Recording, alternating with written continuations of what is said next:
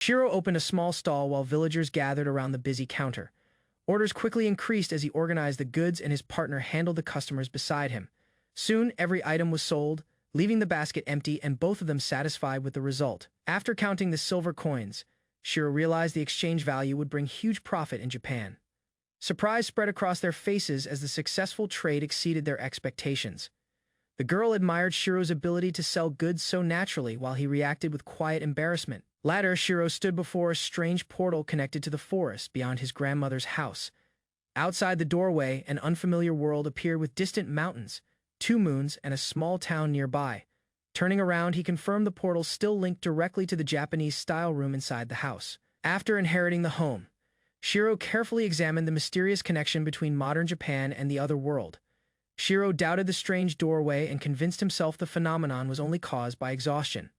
Even after reopening the closet, he continued treating the mysterious passage as a simple hallucination. Memories of his missing grandmother returned as Shiro compared the portal with her strange behavior from years ago. During childhood, he often asked about her hidden secret, but she always avoided giving a real answer. Before passing away, his grandmother promised the truth would be revealed once he became older. Shiro discovered a letter hidden beside his grandmother's photograph after examining the altar room carefully. While reading the message, he learned his grandmother originally came from another world called Rufardio. The letter explained the connected closet, dangerous monsters, magic, and a special ring that translated foreign languages. Overwhelmed by the shocking information, Shiro struggled to understand the truth left behind by his grandmother. Soon he examined the mysterious ring and books, realizing the strange world was completely real. After reading the strange book, Shiro suddenly gained a skill that allowed him to understand the foreign language. Soon, another mysterious power appeared, causing books to float while he reacted with complete shock. Later, Shiro received an inventory skill and began considering whether he should enter the other world again. Although nervous about traveling, he decided to prepare supplies before exploring the unfamiliar land tomorrow. Before resting, Shiro quietly prayed at his grandmother's altar and promised he would continue forward. With a backpack prepared, Shiro stepped through the portal and began exploring the other world alone. Soon he reached a lively town filled with merchants, adventurers, and crowded market streets. After walking around the area, Shiro admired the peaceful atmosphere while hunger slowly distracted him.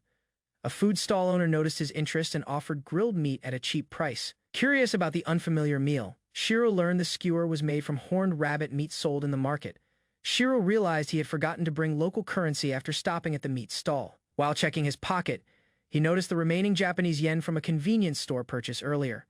Suddenly, the bills transformed into unfamiliar coins through the power of his exchange skill. Shocked by the strange change, Shiro hurried back to confirm the value of the bronze coins. After receiving confirmation from the shop owner, he understood his ability could convert money between both worlds. Receiving extra skewers from the stall owner, Shiro happily enjoyed his first purchase in the town. Nearby, he quietly ate the unfamiliar meat while noticing the plain flavor of another world's cooking. Curiosity soon returned as the equivalent exchange skill made him question whether coins could change back again. With a quick test, the foreign currency instantly transformed into Japanese yen inside his hand. Excitement spread across Shiro's face after confirming the skill worked perfectly between both worlds. Back at home, Shiro imagined earning huge profits in Japan by exchanging money from the other world. After testing a larger amount, he received a silver coin and immediately checked its value with the stall owner. The explanation revealed that silver coins were worth far more than bronze currency in the town. Carefully counting his remaining money, Shiro estimated he already possessed enough funds to travel comfortably. Filled with excitement, he continued exploring the lively streets while admiring the unfamiliar scenery around him. Shiro wandered through the crowded marketplace and observed many races living together in the busy town. Excitement filled him as he noticed adventurers, beastfolk, and unusual merchants moving between the stalls. Feeling out of place, he realized his modern clothes attracted attention from nearby residents. Before searching for new clothes, Shiro encountered a young girl carrying a basket of flowers alone. Concerned by her situation, he stopped to ask about the flowers and learned she sold them for only a few bronze coins. Shiro learned the flower basket actually cost 2 bronze coins, though the girl quickly lowered the price. Instead of accepting the discount, he chose a different flower and paid the original amount she mentioned earlier. After receiving the payment, the girl agreed to answer several questions in return for his kindness. Nervously introducing herself, she revealed her name was Ina while speaking with Shiro in the street. Their first meeting ended warmly as Shiro introduced himself and gently shook Ina's small hand. During their conversation, Shiro asked Aina about the town while continuing to gather useful information from her. From her explanation, he learned the kingdom's currency system and realized gold coins held enormous value there. Observing the workers nearby, Shiro discovered most residents earned only a few silver coins each month. Aina also explained that merchants needed permission from the local government before starting any business activity. After hearing everything, Shiro immediately decided to buy more flowers, leaving Aina completely surprised by his request. Shiro handed over 30 bronze coins and bought every flower from Aina without hesitation.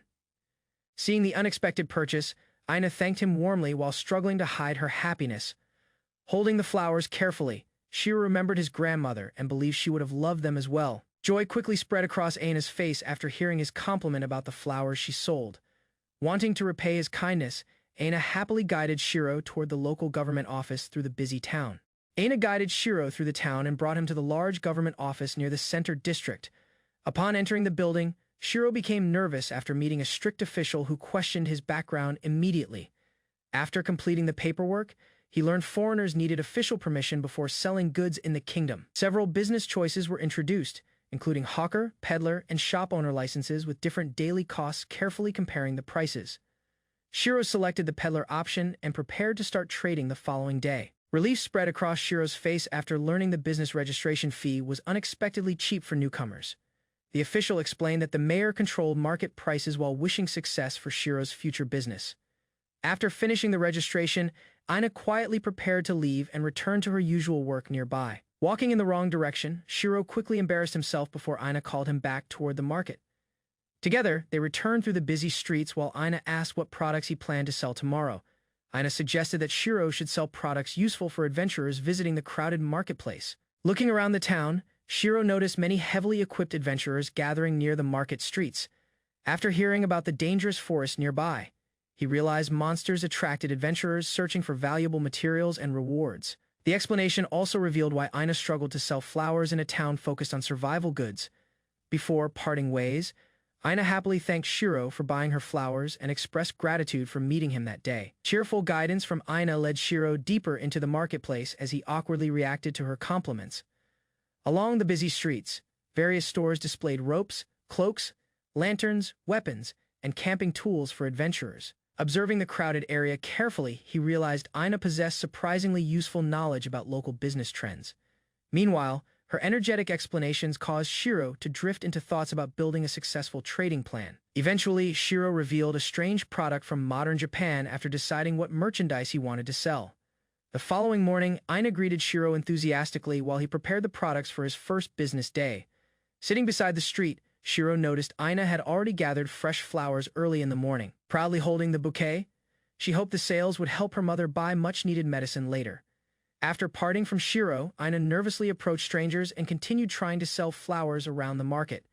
Watching her efforts from nearby, Shiro quietly encouraged Aina while promising himself to work hard as well. An adventurer stopped in front of Shiro's stall and became curious about the unusual product being sold there. Carefully explaining the item, Shiro introduced matches and described how the small sticks could create fire instantly. Using one match, he demonstrated the process by striking it against the side of the box. Shock immediately spread across the adventurer's face after witnessing fire appear from such a tiny object for the first time. After creating fire with a single match, Shiro immediately attracted attention from nearby adventurers and townspeople. Curious spectators gathered around the stall as Shiro repeated the demonstration step by step for everyone watching. Shock quickly spread through the crowd because most residents had never seen fire created so easily before. Taking advantage of their interest, Shiro encouraged the people nearby to try using the matches themselves. While observing the reactions carefully, Shiro realized matches could become a highly profitable product in this unfamiliar world. An elderly adventurer admitted he had never witnessed such an unusual fire-making tool despite his long experience. While explaining its advantages, Shiro described how matches remove the difficulty of starting fires during travel. Confidence grew as he promoted matches as a simple replacement for flint, magic tools, and costly methods. Holding the small box high, Shiro successfully captured the full attention of the gathered crowd. Excitement quickly shifted toward buying the product once the adventurers finally asked about the price of matches. After hearing the suggested price, Shiro quietly began calculating the best way to sell matches in the market. Two possible strategies appeared in his mind, either selling expensive luxury goods or cheaper products in larger amounts. Careful consideration led him toward the second option, because affordable items could attract far more customers. Remembering ordinary products from Japan, Shiro realized simple everyday goods could become valuable merchandise in this world. With his decision complete, Shiro announced a special opening price and officially began selling matches to the crowd. Large crowds surrounded Shiro's stall as matches sold out far faster than he originally expected. Exhaustion quickly hit Shiro after spending the entire day dealing with endless customers and orders. While resting, he noticed dark clouds gathering above the town and suddenly remembered Ina's flower business. Far from the crowded market, Ina continued trying to sell flowers alone beside the quiet street. Despite calling out to passing people, very few customers showed interest in buying her inexpensive flowers. By the end of the day, Shiro had already sold every match and closed his successful stall early. Curious about Ina's results, he quickly noticed her flower basket was still mostly full. Disappointment slowly appeared on Ina's face as she questioned why nobody wanted to buy her flowers. Trying to hide her sadness, Ina forced a smile and prepared to continue selling alone elsewhere. Before she could leave, Shiro suddenly grabbed Ina's hand and stopped her from walking away. After stopping Ina, Shiro seriously asked her to listen to an important proposal for a moment. Nervousness immediately overwhelmed Ina when Shiro invited her to help manage his shop the following day. Calmly reassuring her, Shiro explained that he trusted Ina and promised she would receive proper payment. Excitement quickly replaced her worries as Ina happily accepted the offer without any hesitation. Relief spread across Shiro's face while Ina admitted she wanted to improve and stop failing to sell flowers. Ina smiled warmly and sincerely thanked Shiro for giving her a chance to work beside him. Hearing her repeated gratitude, Shiro felt motivated to work harder and prepare seriously for the shop tomorrow. Ina left her home early, waving to her mother who remained resting in bed. She declined to take the usual flowers, saying she'd help Shiro instead. Meanwhile, Shiro stood before the swirling portal in his modern home. Before stepping in, he looked at his grandmother's portrait and asked for good luck. Crossing worlds had become routine. With shoes removed, Shiro stepped confidently into the alternate realm, ready to begin the day's work. On arrival, he spotted Ina already waiting. She greeted him cheerfully, reassuring that she hadn't waited long. The market was already bustling. Ina pointed to the crowd forming near their stall. Shiro quickly prepared the stall while Ina, full of energy, encouraged him with determination. As crowds gathered, nearby vendors began to complain about the blocked street. Shiro immediately apologized and considered the risk. Just then, a familiar face emerged from the crowd. The man recognized Shiro, surprised to meet the lord of the rotisserie. They spoke about the item called match, which had been gaining attention. The merchant couple offered help, noticing Shiro's overwhelmed state. Understanding the situation, the woman proposed that Shiro relocate to their stall on the town's outskirts, free of charge for the day. It would ease the congestion and help maintain harmony. Grateful for the offer, Shiro and Ina accepted the kind gesture from the siblings without hesitation. Curious, Shiro asked if the woman was his wife, only to learn she was his sister, which surprised him. With directions in hand, they navigated through town and finally arrived at the new stall location on the outskirts. Before opening, Shiro explained their item codes while Ina prepared nervously. A long line of eager customers had already formed. Busyness started fast. Shiro called out orders while Ina responded quickly. Despite the rush, they worked in sync, keeping up with demand. Ina watched in awe as the crowd surged forward, eager to buy the matches. Products disappeared from the stall faster than expected. Eventually, their entire stock sold out again. Ina confirmed their success with excitement. Later, the friendly merchants tallied up the sales, revealing the impressive earnings. Shiro thanked them again for lending the stall.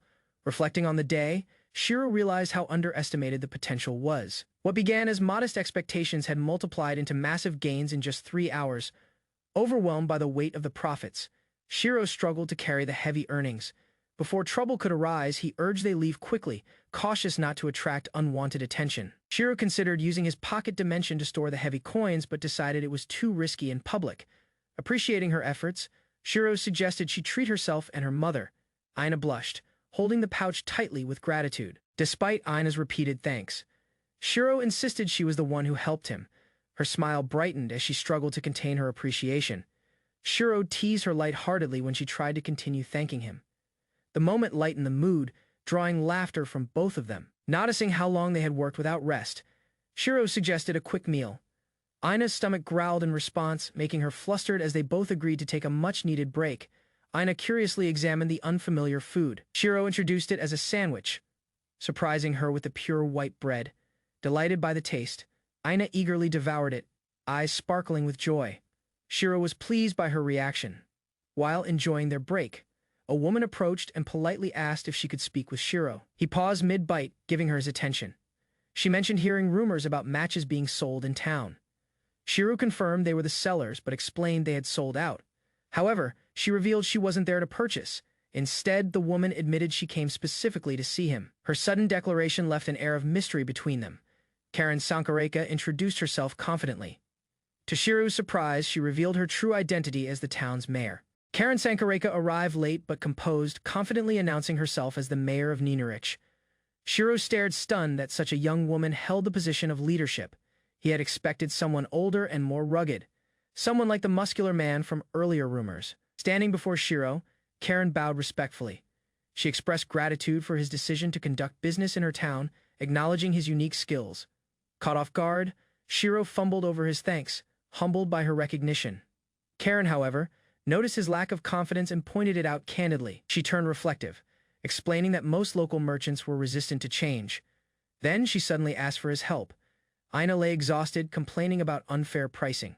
Karen passionately explained the town's broken economy and merchant indifference. She stood determined, proclaiming the need for a proper market to revive the struggling community's trade. With a playful grin, Karen teased Shiro before saying she had something important to give him. To his shock, she handed him a duplicate key to her house, leaving him flustered and confused. Then she quickly jumped to conclusions, declaring that the mayor wanted to marry Shiro, leaving both adults speechless. Karen's face turned red as she flailed in protest, adamantly denying any intentions of finding a husband. She swiftly changed the subject, brushing aside the misunderstanding and stating that she came with a business request. Karen pointed toward a vacant building and explained her plan. Shiro would use the key to set up shop on the ground floor. She informed him that other merchants had voiced complaints about the previous day's market congestion caused by customer gatherings. Then Shiro scratched his head, finally understanding the situation. He agreed that operating in the middle of the street was no longer sustainable. Karen offered to show Shiro around the area, assuring him he could decide afterward.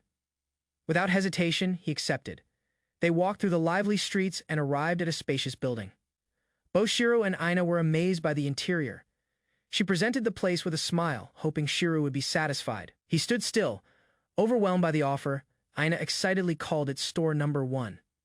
Already imagining the possibilities, while Shiro processed everything, Karen turned serious and asked if she could pose a personal question. Aina whispered a guess, suggesting it might be about romance. Embarrassed, Shiro panicked, misunderstanding her intention. He shouted that he didn't have a girlfriend. Karen froze, then exploded in frustration, yelling that wasn't what she meant to hear. Karen questioned Shiro's decision to start a business in their small town, masking her seriousness with a joke. Later that evening, she admitted the town was modest, home to just 500 people. She pointed out how merchants typically earn more in larger cities. Shiro acknowledged her point but remained calm. He confessed that although he'd only been in Ninurich for 3 days, he genuinely enjoyed being there. He explained that Aina worked hard supporting him, and despite being a stranger, the mayor had treated him kindly. With arms open, Shiro expressed his true feelings. It wasn't profit or convenience. It was the warmth of the people that mattered. Then Shiro looked around at the cheerful faces of the townspeople and confessed he didn't know other towns. He was from another world. Karen stood frozen. His words touched her deeply. She thanked him with trembling hands. Her voice quiet but sincere, flustered. Shiro apologized, thinking he'd upset her. Aina teased him for making Karen cry, but Karen smiled and asked him to call her by name. They exchanged names once more, not as strangers, but as people starting something new. A handshake sealed it, with all 3 names spoken aloud in unity. From selling matches to owning a shop in just 3 days, Shiro's progress was remarkable. The next morning, Shiro finalized a contract at the town hall and officially launched his business. Just 5 days later, the store was already out of stock. Despite their apologies, demand for matches kept growing. Looking over the profit records, Shiro was puzzled. He had sold enough for everyone in town, yet they still kept coming. After closing for the day, Aina offered to help clean, but Shiro insisted she rest. She gave in, though a bit disappointed. Later that night, Shiro prepared tea and snacks, bringing them upstairs. He stretched and smiled, ready to thank her properly. Shiro entered quietly, only to find Aina already fast asleep on the couch, curled up peacefully. He smiled gently, realizing she was still just a child. As he laid a blanket over her, she stirred in her sleep, calling out softly for her father. Her arms reached toward him, instinctively asking to be held. Though startled, Shiro lifted her carefully, holding her close. Ina relaxed in his arms, whispering how her mother used to embrace her the same way. Before he could say anything, she rested her head on his shoulder again. Shiro looked down, surprised that she had already drifted back to sleep. Then Shiro quietly prepared the table, unsure if he had just become someone's father overnight. While she slept peacefully, Ina smiled faintly. Even in dreams, she promised to support him with all her heart. On the 6th day of operations, Shiro decided to give Ina a well-earned break. Managing the store alone proved more exhausting than expected. While Shiro struggled to keep up, impressed by the sales volume, Karen noted the shop had again sold out. Shiro began to suspect something unusual. Karen explained that rumors had spread someone had been reselling the matches in another town, turning a tidy profit and triggering a buying frenzy from outsiders. Shiro suggested placing limits to control demand. Karen paused, then calmly revealed her true reason for visiting. She had come to ask him for a personal favor. After hearing Karen's serious tone, Shiro invited her upstairs for a more private discussion over tea. Before making her request, Karen asked if he knew about the local Adventurers Guild. She explained the guild's function as an intermediary firm. Many of Shiro's customers were adventurers, a connection he hadn't fully realized before. To clarify, Karen detailed how the guild operated, receiving job requests from citizens and assigning them to registered adventurers. Since Silver Moon was the only guild in town, Karen emphasized the importance of the next step. She assured him that with his prior knowledge, the conversation would move faster. Karen revealed the true subject. The guildmaster of Silver Moon had vanished.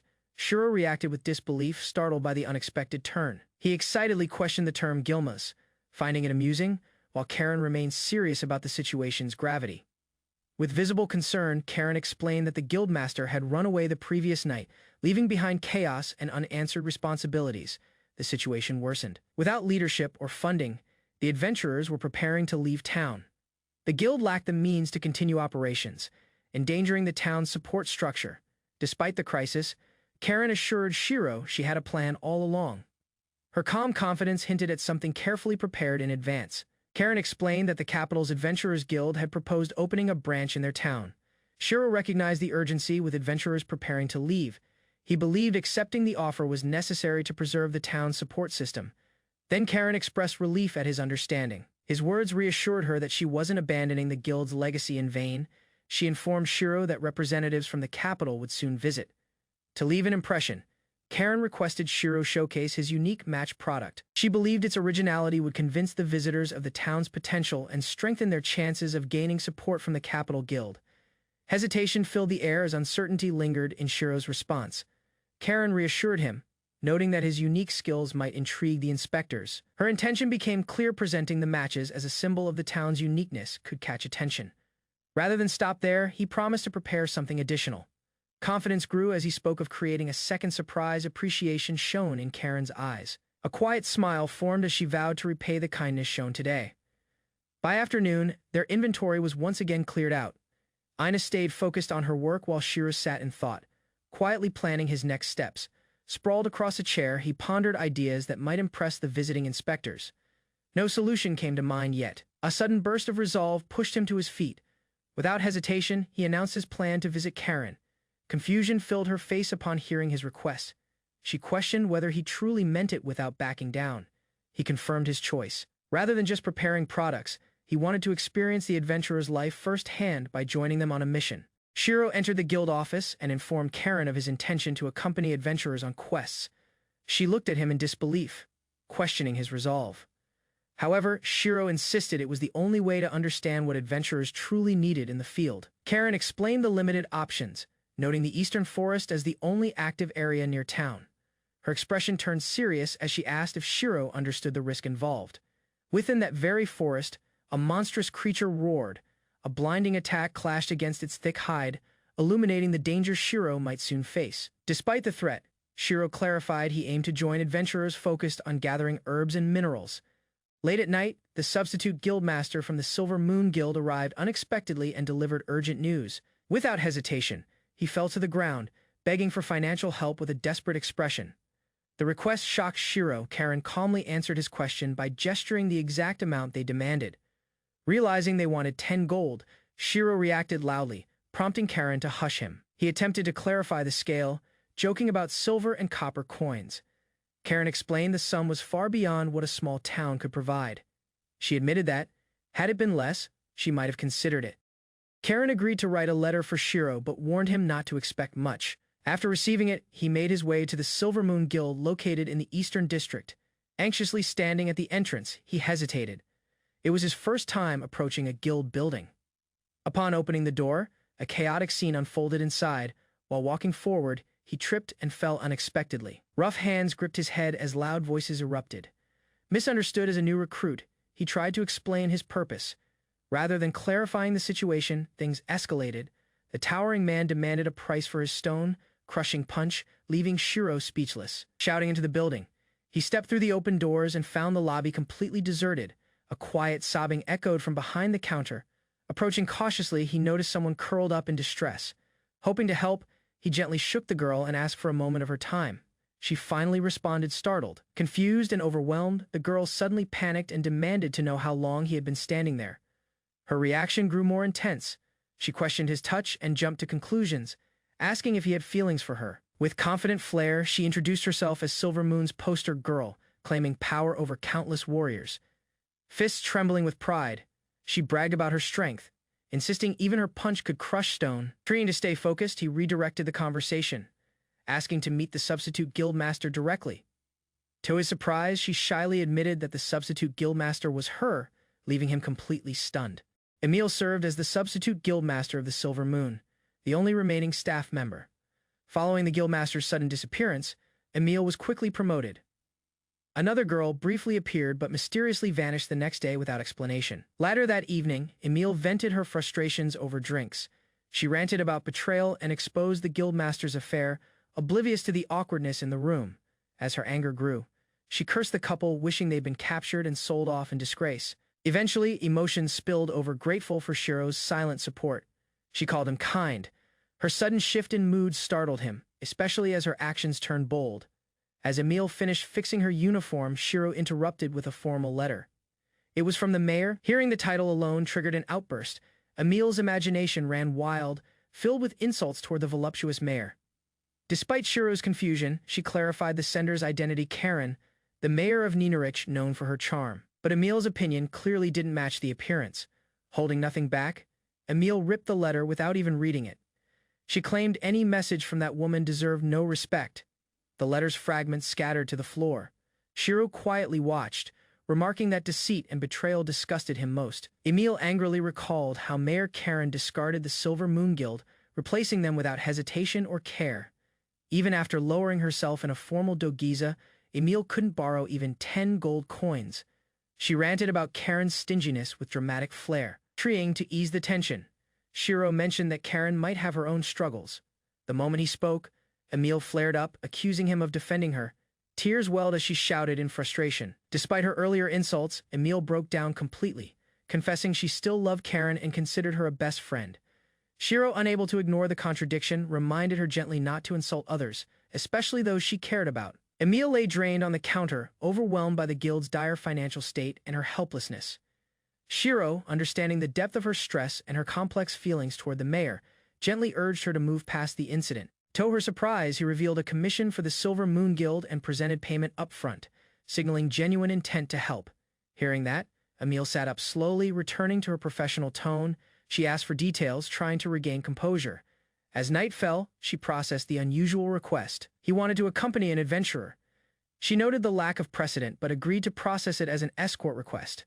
A distant forest shimmered under moonlight as a powerful request was explained. Seated around a quiet campfire, the adventurers rested under tall trees. Their expressions showed calm, but the air hinted at readiness. Magic, strength, and strategy surrounded them. Known as Azure Flash, the party carried a strong reputation. With diverse talents and trust among them, they prepared for whatever task awaited. Shiro discovered that his home's closet linked to another world. Upon arriving, he met Aina, a cheerful girl living in the city. Soon after, Karen, the mayor, offered him a store to sell goods. With help from Emily, the substitute guild master, he connected with local adventurers. A sign reading "Closed" hung outside the shop. Shiro decided to temporarily shut down his business for an upcoming trip. Explaining it would only last 3 days, he reassured Aina, She smiled, mentioning her own plans while calling it playing adventurer. Though curious, Shiro didn't press further. Aina brushed it off with a smile. After tying his shoes, Shiro prepared to leave quietly. Then Aina smiled and gently patted Shiro's back, wishing him safety before he departed on his trip. After leaving the house, Shiro walked toward the Silver Moon Adventurers Guild, stepping inside with a polite greeting. Waiting just beyond the door, Emily greeted him with a teasing smile and urged him to hurry up. As Shiro hesitated, past memories of Emily's overbearing behavior resurfaced, causing a brief moment of silent dread. Inside the guild, Emily introduced him to Silver Moon's elite party, assigned to help gather rare herbs. Among the seated adventurers, two women caught Shiro's attention, one equipped with armor, the other dressed in a cloak and wide-brimmed hat. Just as Emily began to explain the group's leadership, the blonde swordsman stepped forward with a friendly smile. Lyre revealed himself as the team's leader and reminded Shiro they'd met during a past business exchange involving matches. Their casual familiarity helped ease the initial tension. Next to Lyre stood Rolf, a large priest whose calm demeanor masked immense strength. Attention shifted to Nesca, a quiet magician clad in dark robes. Her words were few, but her power was unmistakable. A careless remark about slow chanting earned Lyre a sharp whack from Nesca's staff. Her expression unchanged. Without missing a beat, she muttered a vague promise to consider speeding up. Lyre quickly shifted focus to the next party member. With high energy and raised arms, Kilfa jumped forward to introduce herself, ears and tail on full display. Curiosity rose as Shiro asked about her feline features. Serving as the group's ranger, Kilfa proudly explained her tracking and combat skills, adding flair with every pose and cheerful tone. Plans moved forward. Lyre asked if everyone was ready, prompting Shiro to respond without hesitation. With everyone's resolve confirmed, the group departed together toward the eastern forest, aiming to complete their mission. Elsewhere, Aina walked alone through town streets, eventually stopping in front of a building with a bottle sign overhead. She pushed open the door and stepped inside, her eyes landing on a familiar figure seated at the bar. Recognizing her from a past encounter, the man greeted her casually. Aina quietly acknowledged him and prepared to fulfill their prior arrangement. Among the group were Rolf, a disciplined warrior monk, and Nesca, a composed wizard. Both carried themselves with quiet confidence, ready for the task ahead. Also present were Kilfa, a nimble ranger with keen senses, and Lyre, the calm leader of the team. The group set off along a forest path. Lyre reassured the newcomer there'd be no need to engage monsters. Their goal was not combat, but herbs specifically, rare ones requested by the guild. Kilfa, energetic and confident, claimed to have found plenty. Evening approached quickly. With the forest darkening, the group agreed to halt and rest. Lyre closed his eyes, thinking carefully about their next steps. Lyre decided to halt the journey for the day, reminding everyone of the group's safety rule. Shiro looked surprised, but the leader insisted resting early ensured long-term survival in the wild. As the team began setting up camp, Shiro reflected on his past job. He admired Lyre's leadership, something he had long wished for. With the fire lit, the party sat together in comfort. Rolf praised the quality of the matches Shiro had provided, noting their convenience compared to traditional methods. He humbly accepted their thanks. Lyre noted the matches would sell well in the royal capital. As the fire crackled, the group shared thoughts on future prospects. Nesca's hunger became obvious after a long day of walking. Lyre acknowledged it was time to eat. Simple meals like dried meat and dense bread were standard for adventurers. While Nesca bit into her food, Shiro reflected on how plain their daily diet was in the wild. Kilfa noticed Shiro had nothing in hand. Offering part of her ration, she kindly extended a piece toward him without hesitation. Before accepting, Shiro revealed he had brought his own food. Kilfa looked puzzled, while Lyre reacted in surprise, clearly unprepared for what would follow. Instantly, modern packaged goods from Shiro's world appeared. Rolf, stunned by the containers, questioned their origin. Questions arose as Shiro unveiled more packaged meals. Others stared in disbelief, wondering if he planned to eat it all. Calmly, he assured them everything was prepared for the entire group and asked for feedback. Realizing the intent, Lyre immediately framed it as a tasting event.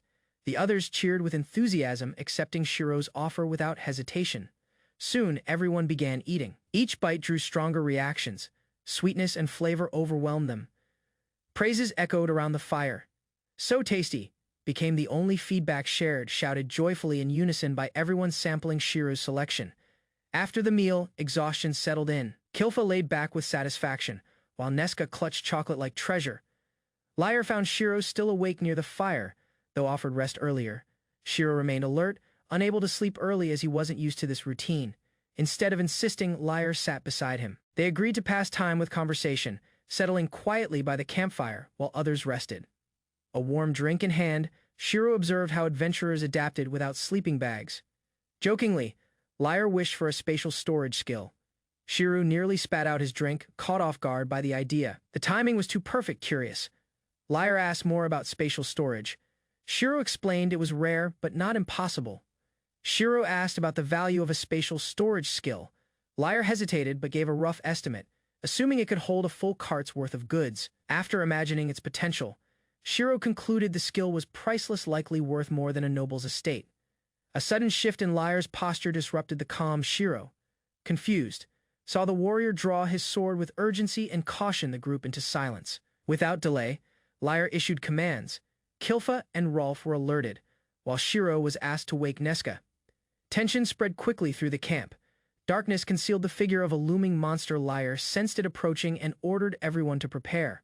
Neska lay fast asleep, lost in a dream filled with sweets and chocolate. Shiro shook her awake, urgently trying to bring her back to reality. Elsewhere, Kilfa sniffed the air, ears perked. A strange scent had caught her attention. One of the knights asked if she could identify it, but her expression stayed unreadable. They soon realized the source of the disturbance was approaching from downwind. Kilfa couldn't track it by smell, and that unsettled them. Without warning, a massive shadow emerged from the darkness. The monster was unmistakable murder grizzly. Retreat seemed tempting, but none dared move. Shiro clenched his teeth, knowing they couldn't win. The ground shook beneath the murder grizzly's steps. Despite the fear, Kilfa declared she wouldn't abandon anyone. Faced with grim odds, one member suggested that someone must act as bait to survive. The decision weighed heavily, yet no better option presented itself. A strange quiz formed in Shiro's mind, evaluating who among them was most disposable. Logic pointed to himself, an outsider, a non-combatant, someone with little value in a fight. As silence fell, Shiro accepted the truth. Everyone's expressions confirmed it. He didn't need to hear the words, their meaning was already clear. With a bitter smile, he accepted his role. Shiro would be the bait for everyone else's survival. Plans shifted. Instead of sending Shiro as bait, Liar and Rolf volunteered to hold off the threat. Shiro stood stunned, unsure how to respond.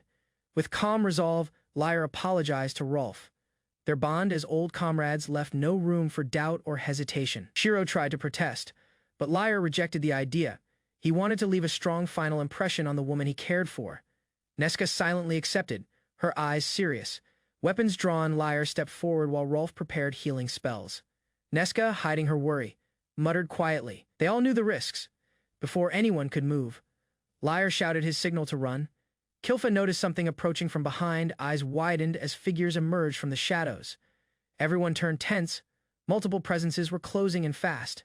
A second roar followed. Not one, but two murder grizzlies had surrounded them. Escape chances dropped sharply. Retreat orders were shouted. Panic began to surface. Neska stood frozen, overwhelmed by the approaching doom. While others braced for death, Shiro calmly searched his pouch. Something his grandmother once said echoed in his mind. His hand moved first. Explosives detonated against one beast, shocking everyone. Confidence returned to his voice as he prepared the next strike. A burst of flame erupted as he aimed the canister. Sparks flew, forcing the beast to recoil instantly. A tense silence gripped the group as they discovered two massive creatures surrounding them. Panic set in under the pale moonlight, terror clouded their thoughts.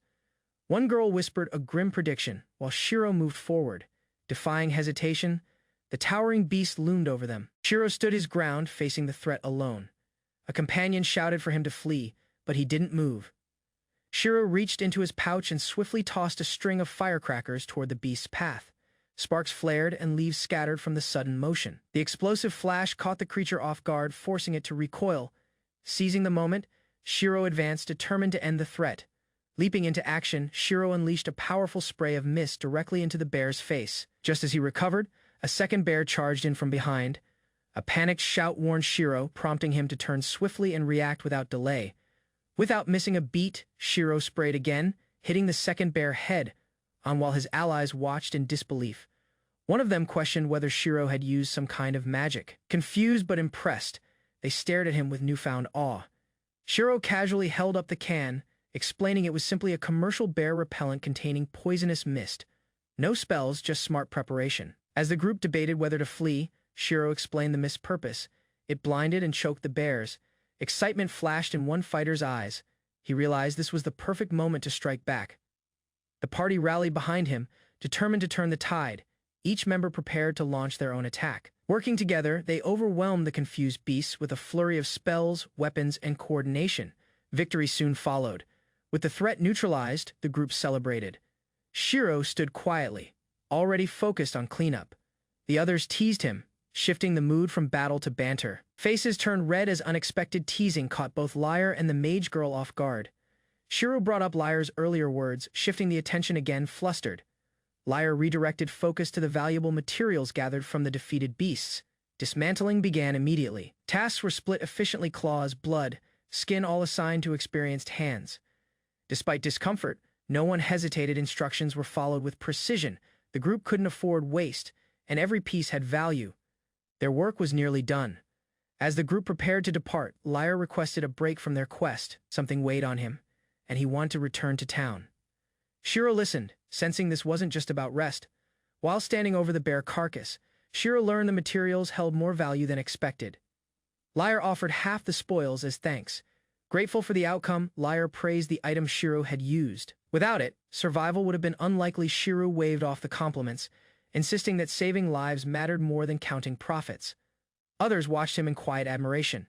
Unexpectedly, the cat-eared girl leapt forward and declared her affection with full energy. Her sudden confession stunned everyone, including herself. Laughter spread among the party. The priest smiled warmly, voicing deep respect. Even the quiet mage admitted Shiro's character impressed her.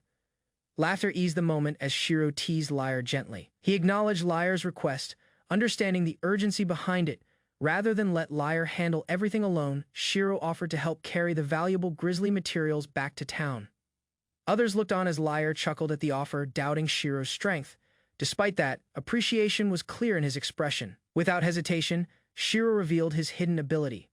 A magical portal opened beside him, proof of his spatial storage skill. Amazement spread across the party. Lyre smiled and reassured Shiro there was no need to apologize. Gratitude remained unspoken but deeply felt. With supplies packed and spirits high, Shiro signaled the start of their return journey toward Ninurich. Lyre, however, questioned the decision. Since spatial storage made transport easy, continuing the herb search seemed logical. Plans shifted. Instead of heading straight home, the group extended their adventure another 2 days to gather herbs. Upon return, a cheerful voice welcomed Shiro. Aina waited in town, waving energetically as the group approached. Introductions followed. Lyre initially misunderstood her as Shiro's daughter. Clarification came quickly. Aina worked at his store. With a smile, Lyre formally greeted her, impressed by how reliable she seemed. After completing their journey, Shiro and Lyre returned to Silver Moon to report their success. Unexpectedly, they found the receptionist in a full panic, frantically pleading for more time to pay a debt. Instead of a proper handoff, the party was met with chaos. The expected formality had completely unraveled. Tears streamed down Emily's face as she begged for one more month to repay her debt.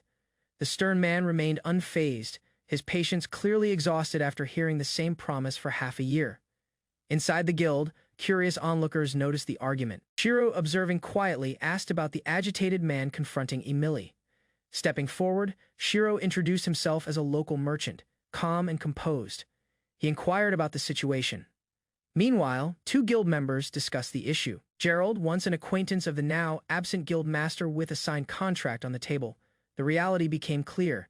Emily understood they were bound by the agreement regardless of her intent. Gerald slammed the table in frustration, declaring that the guild building would become his property if payment wasn't made.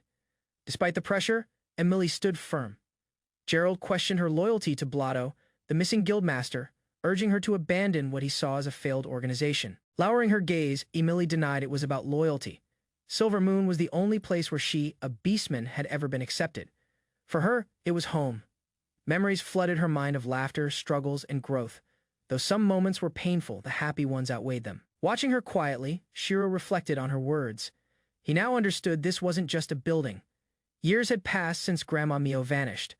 On a quiet summer day, a conversation stirred painful memories. A relative suggested they sell the house. Though details were unclear, those words struck deeply. Without hesitation, he dropped to his knees, pleading in front of everyone. Back in the present, Shiro stood silently. Emily recognized his shift in mood.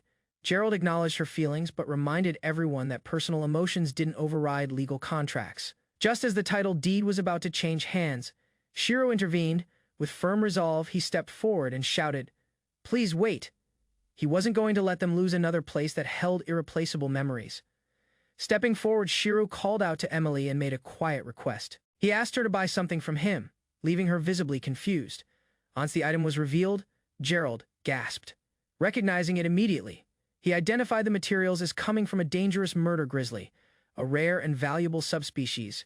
Shiro declined Gerald's offer to purchase them. Instead, he made it clear these materials were intended solely for Silver Moon.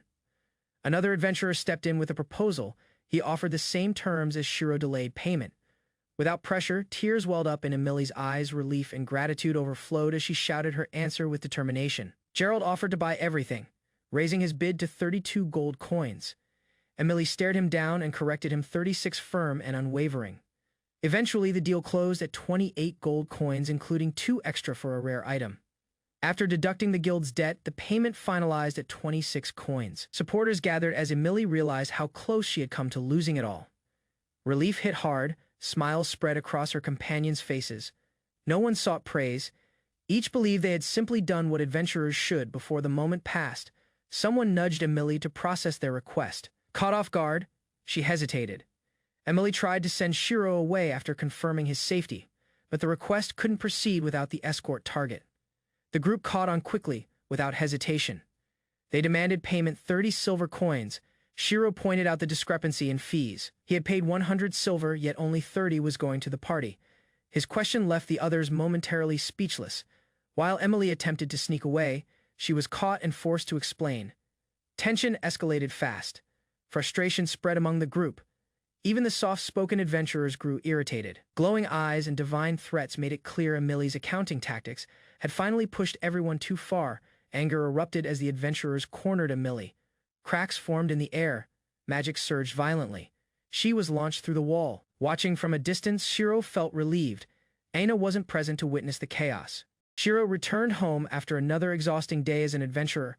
Aina greeted him warmly from the stairs, eager to hear about his experience. Raising his arms, Shiro began sharing the tale. Aina listened intently as he described the forest and the events that unfolded. He explained how the battle with a murder grizzly stretched over 3 intense days. Aina's eyes sparkled in admiration, clearly impressed by his bravery and effort. Although Shiro humbly credited Azura Flash for the victory, Aina insisted his presence had been crucial. Opening it, Shiro was abruptly struck. In front of him stood Karen, looking serious. He quickly asked what was wrong.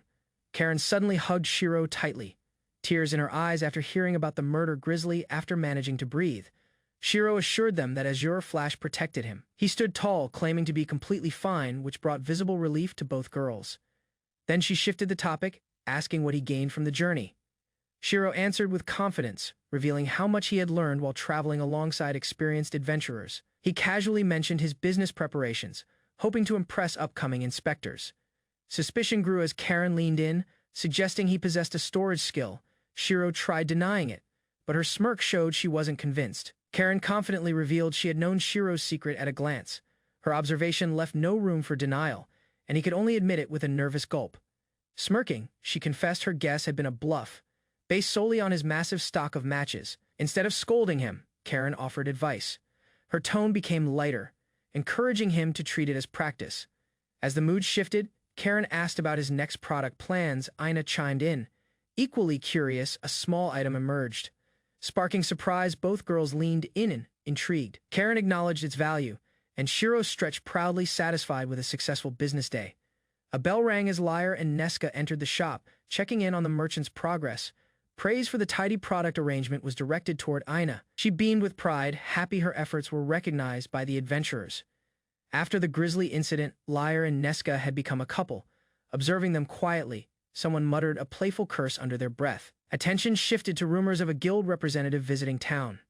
Concerns surfaced about whether the new arrival belonged to a respectable organization. Nesca listed notorious guilds known for their misdeeds, naming Devil's Trident, Fang of the Venom Dragon, and Labyrinth Marauders.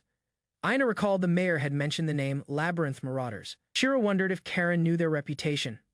Uncertainty spread among the group. Liar admitted he wasn't sure. His expression showed concern but offered no confirmation either way. Shiro considered the possibility that only local adventurers viewed the guild negatively. It might be a regional issue, not widely known beyond this area. In her office, Karen wrote calmly. She understood this world lacked fast communication. With the notorious guild approaching for inspection, she hoped no problems would occur. Aina and Shiro waited in the shop, puzzled by the inspector's continued absence. Despite the clear road from the neighboring town, there was still no sign of him. Meanwhile, two women stood near the entrance, arms crossed, silently growing impatient as the evening bell rang. Aina began closing the store. With no sign of customers, she decided to wrap up the day early. Just as Shiro prepared to lock up, a knock came at the door. A refined young woman entered, politely requesting to examine his merchandise, even at such a late hour. Curious about the match in her hands, she listened as Shiro eagerly demonstrated its use step by step. The noblewoman's attention turned to a curious silver sheet. Shiro explained it was a space blanket, designed for warmth in extreme conditions, wrapped in the thin material. She was surprised by the immediate heat it generated. Impressed by the practicality of every item, she thanked Shiro for the demonstrations. Without delay, she turned to leave. Stating she was in a rush days later, Aina burst through the door, breathless and alarmed. She cried out for Shiro, insisting something terrible had happened. Elsewhere in town, the long-awaited inspector finally arrived. Standing before Karen, he greeted her formally, unaware of the long anticipation that had built in his absence. Shiro and Aina rushed through town, realizing the inspection route had changed. The original plan to visit Shiro's shop after a town tour was canceled without notice. Instead, an unfamiliar warrior appeared, stating Karen had instructed him to escort Shiro elsewhere immediately. They were led to a new location where Karen stood beside the inspector. Shiro took a moment to confirm the man's identity. Karen warned Shiro about the inspector's volatile personality. Despite that, Shiro smiled confidently, claiming he could handle harsh words without issue. Soon after, the formal introduction began. Karen proudly presented Shiro as the town's trusted merchant. Gabus wasted no time criticizing Shiro's store, calling Aina a brat and doubting Shiro's skills. His harsh remarks stung, but Shiro held back his anger. Turning his insults elsewhere, Gabus mocked the building and even targeted the demi-human staff with condescending remarks. Tension escalated when Gabus voiced open contempt towards subhumans. Karen quickly redirected the conversation, urging him to focus on the goods for evaluation. After inspecting the match, Gabus reluctantly admitted its quality. He acknowledged that Shiro at least sold something worthwhile, though his attitude remained dismissive. With a smirk, Gabus announced that the Labyrinth Marauders would establish a branch there. Gabus declared his guild would not only enter town, but become the only one permitted to operate. Silver Moon was immediately targeted for closure. Additional demands included full tax exemption and that all construction costs be covered locally. His final condition was complete control over the match trade. Shiro's invention became the centerpiece of Gabus's monopolistic ambitions. Questions about Shiro's credibility followed. Gabus mocked his professionalism, implying incompetence in a tone both dismissive and provoking. Frustrated, Shiro confronted the inspector. Before things escalated further, Karen interjected, attempting to keep tensions from exploding under Gabus's increasingly insulting remarks. Karen tried to reason with Gabus, explaining that granting him exclusive control over matches was excessive. Rather than compromise, Gabus used a map to illustrate his power, with branches across the nation. He argued that buying through him meant nationwide distribution. He presented the deal as irresistible sell to him and earned more than the town could ever dream. Shiro considered the proposal but remained firm. Production limits made such a monopoly unfeasible, and he refused calmly but decisively. Negotiations collapsed. Karen requested a fresh start, but Gabus exploded with anger, insulting the town and its people, revealing his disdain for anything beyond his control. Before Gabus could storm out, a new argument was made. The region's forest offered rare resources, and adventurers were already using the town as their base. Rather than consider the point, Gabus burst into laughter and insulted the adventurers. Just beyond the room, adventurers who overheard the insult stirred with visible frustration. Still smug, Gabus declared his presence alone could elevate the town. He mocked their offers and demanded a decision. Brushing off the town's worth, pressure mounted. Shiro was told the town's future rested on his answer. Requesting more time, he was instantly dismissed. Gabus showed no patience for delay. A smug merchant mocked the town's staff, suggesting they replace the current worker with someone competent. His insults escalated, calling the locals subhuman and useless. Believing he had gained interest, he continued with cruel arrogance, unaware of the silent fury building across the room. A sudden blow landed square on his face, sending him flying. Rage had boiled over. Without hesitation or warning, his victim struck back. A wave of unease washed over Shiro as he sensed an all-too-familiar tension in the air. He stood in silence, staring ahead while recalling the pressure of a past confrontation. It felt exactly like the moment he left his exploitative job back.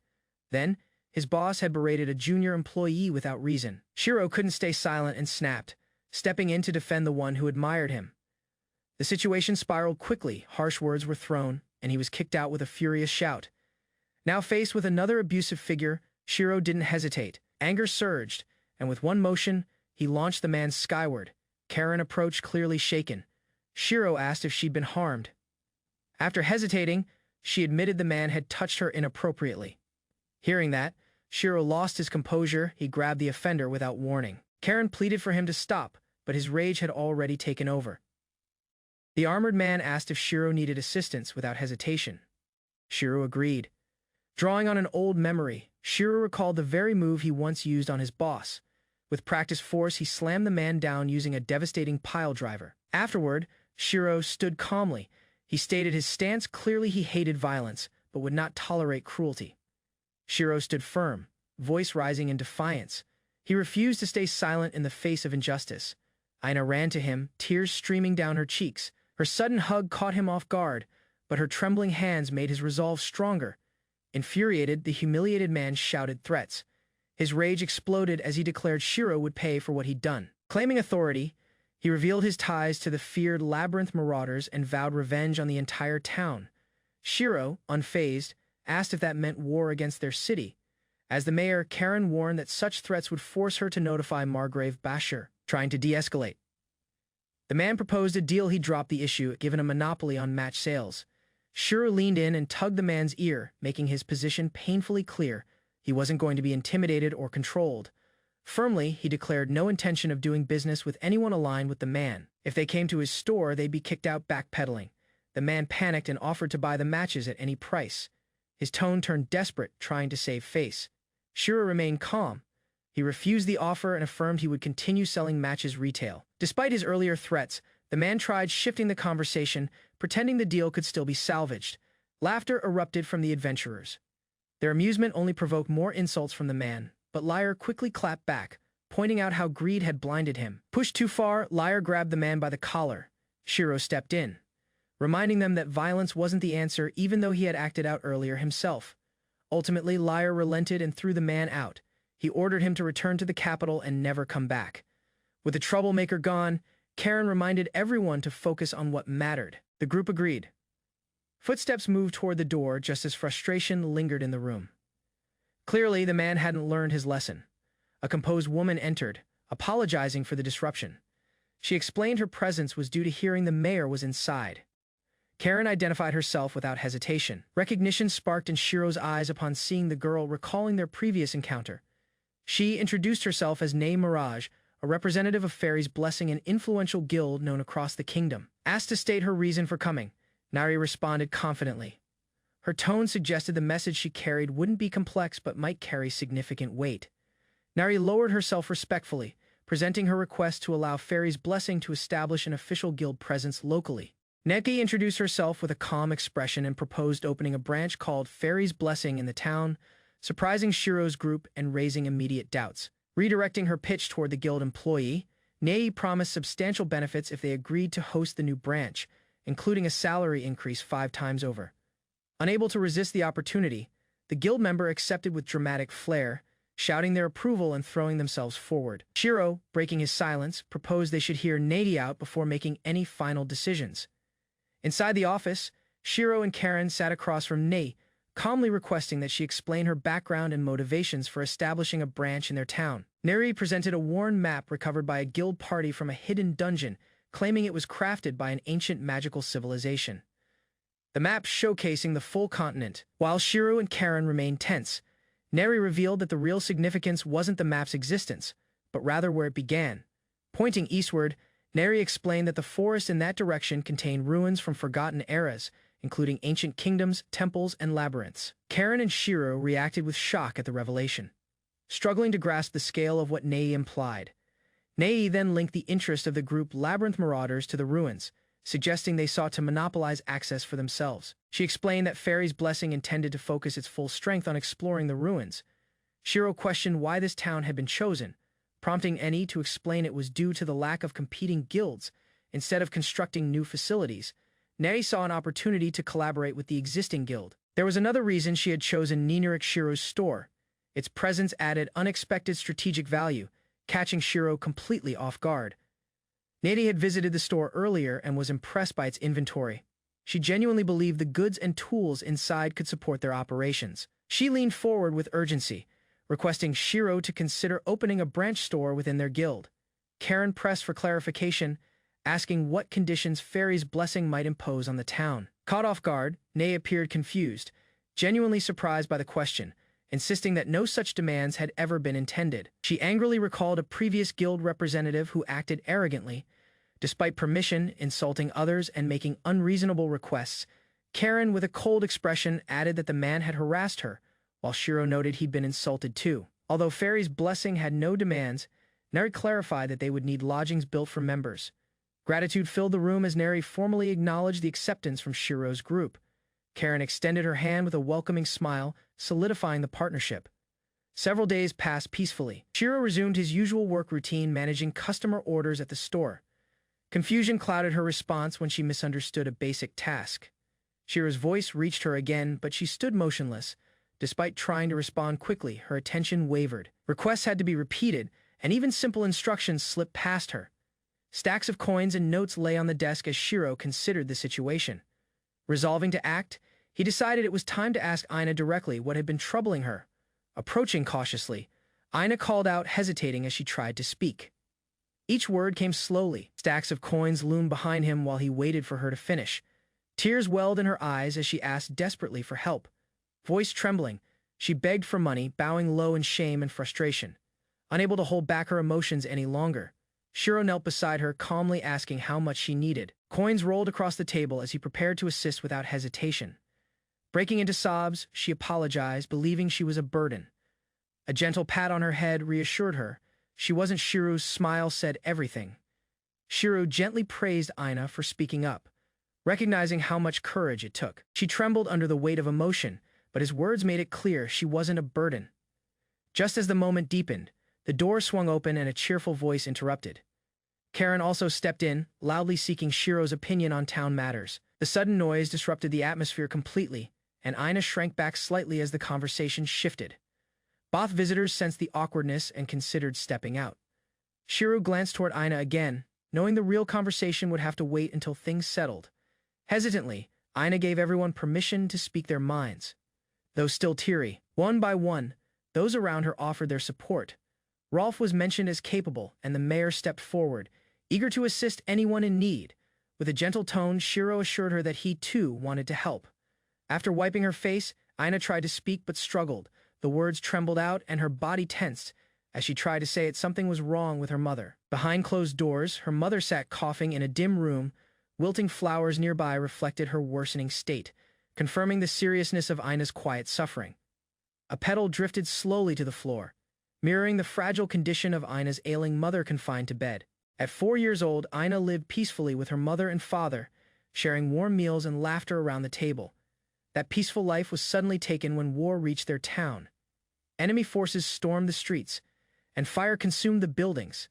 Their house collapsed into charred rubble, and all the things Aina loved were lost. The toys she held dear, the corners she played in, everything turned to ash.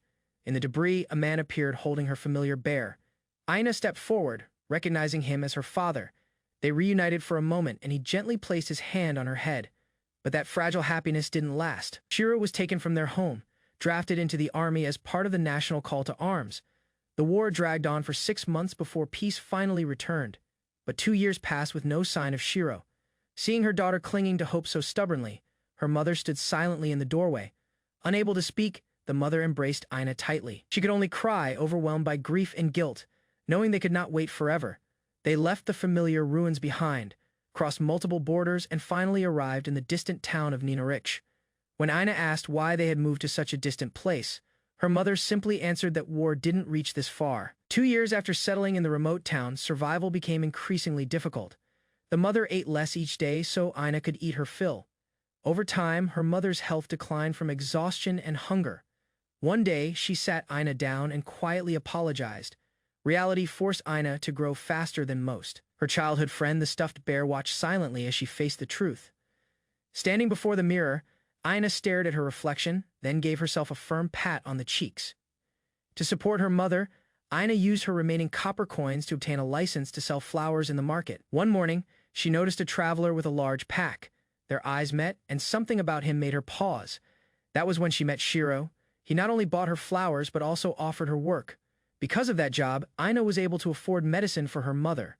Relief and hope returned to her face as she skipped joyfully through the streets. Her first earnings, 10 silver coins, were already set aside in her heart for something important. An adventurer claimed the potion he offered could cure anything. Trusting his words, she spent all her money to buy it.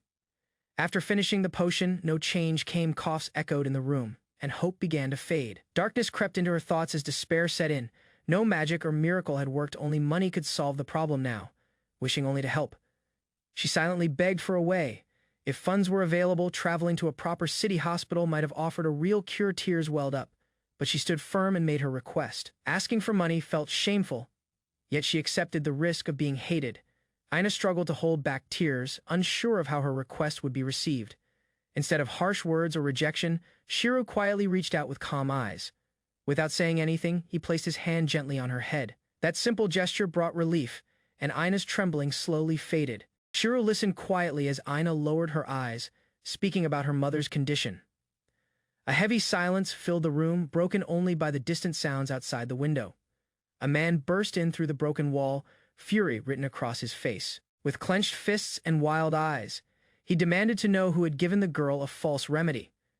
Another adventurer stepped in, trying to defuse the situation while restraining his companion. He continued explaining that potions like the one Ina trusted couldn't cure internal illnesses.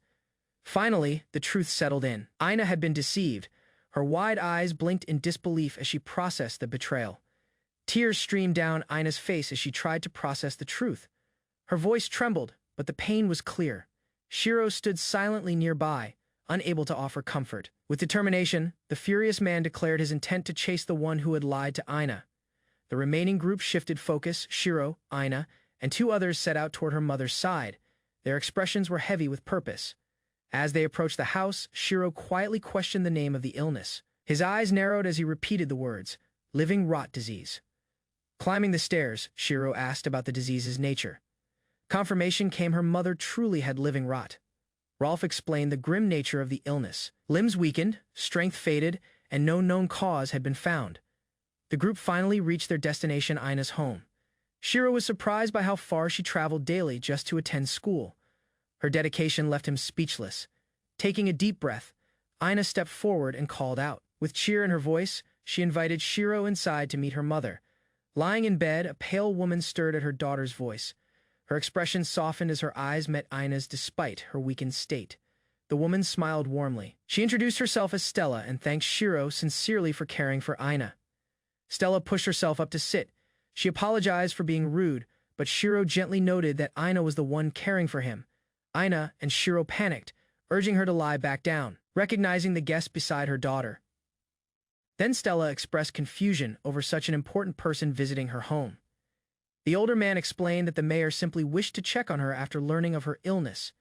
Guilt filled the mayor's voice as she admitted her failure to support one of her people. With a soft smile, Stella conveyed her gratitude. Despite being an outsider, the mayor had welcomed her warmly into the village. Stella was surprised to hear how close Ina had become with so many people, while she had no idea about the friendships forming. Ina proudly listed everyone she had grown close to. More names came up: adventurers who had helped and supported her. Although not all were present, Ina made sure to mention each one. Joy spread across her face as she beamed with pride. Mispronouncing her words didn't matter. At the window, Ina offered to cook something warm for the guests. Stella, though touched, felt uneasy. Before leaving, Ina announced she'd fetch water. Another adult gently offered assistance, watching her sprint out as Stella smiled quietly from her bed. Stella looked toward the mayor with hesitation. After a pause, she politely asked her to leave the room. Once they were alone, she turned to Shiro and explained there was something important she needed to ask. Eyes focused, she asked him to care for Ina after her passing. Though calm in voice, the weight behind her words was unmistakable. Shiro stood silently by the bedside as the frail woman spoke, her words heavy with finality. The truth of her illness unfolded before him, soft yet unbearable. Realization crept into his expression as she revealed her remaining time, fragile yet composed. He recalled Ina's tears, the hidden pain behind her forced smiles. The woman's faint smile wavered, sensing her daughter's silent struggle through his hesitant nod. Memories flashed through her mind, Ina's laughter, her determined eyes, her tireless care. Each day, Ina's cheerfulness became a shield for her mother's peace. Yet lately, that smile trembled, revealing cracks of fear beneath her quiet strength. Ina's mother watched her daughter's bright laughter and wondered where such genuine happiness came from. Memories resurfaced as Ina once confessed her joy came from meeting someone kind. Understanding dawned when her mother realized Shiro's resemblance to Ina's late father. That first encounter replayed vividly in her mind. Ina's excitement had filled the quiet home, surprising the weary woman resting within. For a fleeting moment, the sight of Shiro standing in the doorway made her heart falter. It felt as if her husband had returned to them. Regret softened into gratitude. Though words tangled awkwardly between them, she smiled sincerely, grateful that fate had brought Shiro into their lives. The memory of her late husband resurfaced gently, his face once blurred by time now vivid once more. Realization brought calm acceptance. She spoke softly about reuniting with him beyond life, her tone serene despite the looming farewell. Rising unsteadily, she expressed her final wish for Ina to be protected when she was gone. Before finishing her plea, her body faltered. Panic filled the room as Shiro rushed forward, instinctively reaching out to save her. He caught her in his arms, their eyes meeting briefly in silence. Gratitude and sorrow intertwined, marking the beginning of an unspoken promise. After catching her fall, Shiro gently helped Stella sit down, his concern evident in his unsteady voice. Determined to understand her condition, Shiro hesitated before asking for permission to examine her legs. His request startled her. Yet his sincerity eased her doubt, gathering courage. He began his careful inspection. Stella's heart raced with embarrassment, uncertain of his intentions but trusting his calm demeanor. Silence filled the room as his focused touch revealed the truth beneath her illness. The faint warmth returning to her limbs gave a fragile sign of hope. Realization dawned on Shiro, her body still held faint traces of life's strength. Confidence returned to Shiro's face as he declared his knowledge of the disease plaguing Stella's body. A spark of hope lit the dimly quiet room. His reassurance carried conviction. He spoke of another case he once witnessed, proving that recovery was possible. Her trembling hands gripped the blanket as realization set in. For the first time in years, she imagined a life free from pain. Tears streamed down her cheeks as fear and longing collided. She wanted to live, not for herself, but to remain by her daughter's side. A gentle smile formed on Shiro's face, promising safety in time. Before more could be said, the door opened. As others entered the room, tension rose. Eyes widened at the sight before them, confusion clouding every face. Silence followed their shock. Turning slowly, Shiro met their stares, realizing the misunderstanding and bracing himself to clear the situation. Tension hung in the room as everyone stared at Shiro, struggling to process what they had seen. Relieved, he began outlining the truth behind her illness. Using a board, he introduced the disease known locally as living rot. Each detail drew their attention closer. He described how the sickness stemmed from a lack of nutrients, explaining its symptoms and the simple method to cure it. Memories surfaced of his grandmother's lessons, her gentle voice urging him to help those in need. Determined, Shiro prepared to act. Coins clattered across the floor as his power activated, initiating the exchange that would bring the necessary cure into their world. A small bottle appeared on the table, its label foreign to everyone in the room. Curiosity and disbelief filled the air. He assured them the strange orange pills could heal her disease completely, brushing aside worries about cost or rarity. Anna watched in awe as her mother hesitated. Smiling faintly, Shiro mentioned that Anna's happiness would be the only reward he desired in return. Gratitude softened Stella's expression. Remembering his kindness to her daughter, she accepted the medicine with trembling hands. Weeks later, gentle sunlight poured through the open door. Ina's cheerful voice echoed as she ran inside, greeted by the sight of her healthy mother smiling once more. As Ina entered, her steps froze in disbelief. Before her stood Stella, upright and steady, greeting her warmly after months of frailty. Shock quickly turned into awe.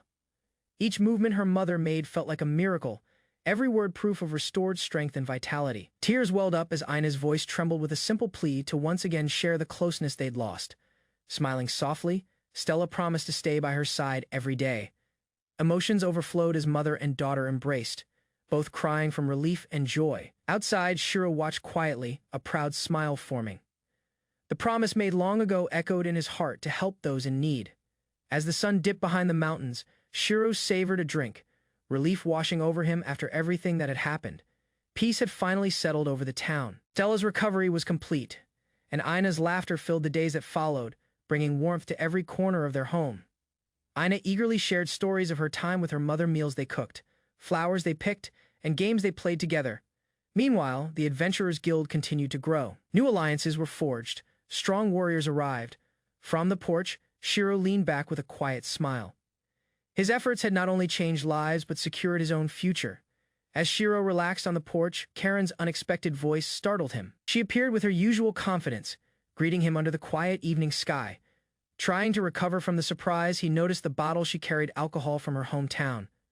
Before long, the calm night turned lively. Karen praised his efforts while teasingly patting his head, leaving Shiro flustered and overwhelmed by her boldness. The teasing continued as drinks flowed. Soon the atmosphere softened, her laughter mingling with his drowsy protests. When the night finally quieted, Karen gazed at the horizon with gratitude. Her heart felt lighter as she whispered thanks for Shiro's kindness and for bringing hope to their town. Resting his head on Karen's lap, Shiro listened quietly as she offered her gratitude. He refused any repayment, insisting he had merely done what was right.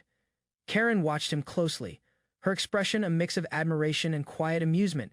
Trying to deflect the praise, Shiro laughed it off, claiming he was far from a hero, just someone chasing money and comfort. His thoughts drifted to his grandmother, whose teachings shaped his every action. She had taught him kindness to help others when possible. Hearing his story, Karen smiled warmly. In that moment, she saw not just a capable man, but someone molded by love and compassion that transcended worlds. A quiet evening turned shocking when Karen suddenly recognized Shiro's grandmother's name, perplexed by her astonishment.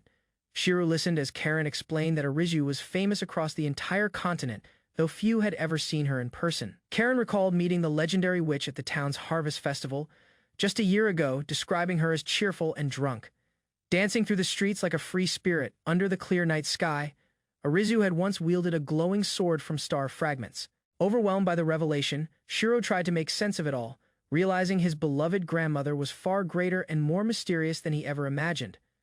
While reviewing old notes, Shiro discovered a forgotten story about a witch who arrived from another world 80 years ago. Karen's curiosity deepened as he recalled childhood memories, linking the fabled sword Melkupson to his grandmother's odd habits.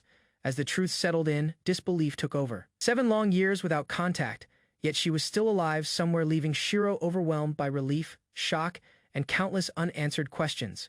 After returning to his grandmother's old house, Shiro sat in silence, still processing the revelation she was alive. Her framed photo rested on the altar, flashing a carefree peace sign.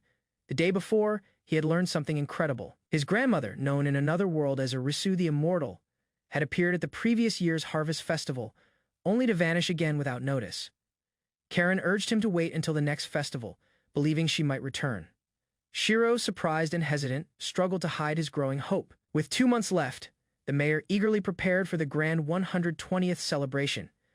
Shiro agreed to help. He pondered the idea of running a stall, quickly ruling out standard festival games as impractical, frustrated by the lack of options. He questioned if coming up with a non-food stall was this difficult. A sudden spark of memory changed everything. Childhood thoughts led him to a forgotten yet perfect solution: photography. With excitement, Shiro introduced the idea to Ina, presenting a camera as his new product for the event. Rather than explain, he decided to show its function. He asked Ina to look into the lens, then captured her image instantly. Ina stared wide-eyed at the photo handed to her, amazed by the clear image of herself.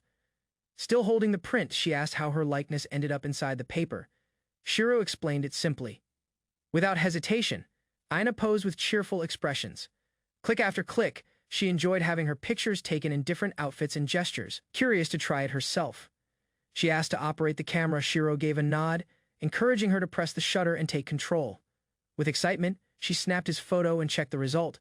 Proud of her work, she offered to take many more of him. After several poses in front of the lens, Shiro tried to stop the photo shoot, feeling slightly embarrassed. Ina, still curious, turned her attention to another device on the table. She asked about its function, intrigued by the variety of cameras. Just as he finished answering, she snapped a surprise shot of him mid-sentence, producing a hilarious result. Not wanting to be outdone, Shiro teased her for the sneak attack, only to be caught again in another flash. This time, Ina grinned mischievously, claiming victory. The printed photo revealed a distorted, goofy expression on his face. Speechless, he stared at the result, realizing the tables had turned. As water flowed gently, Shiro recalled his grandmother's presence through a haiku and her familiar peace sign. A soft voice greeted him at the doorway. Stella thanked him for spending time with Ina again today. While chatting, they spoke about the new housing Shiro had arranged for them. Located just 10 minutes away, the place was comfortable, though Stella admitted she was still settling in.